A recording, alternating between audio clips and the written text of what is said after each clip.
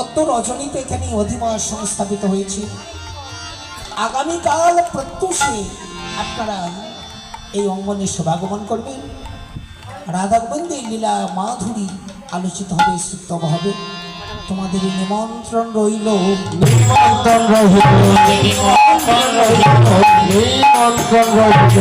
সকালে সকালে তোমরা নিমন্ত্রণ রহিল, সকালে সকালে তোমরা নিমন্ত্রণ রহিল। সকালে সকালে সে বলে হরে কৃষ্ণ হরি বলে সকালে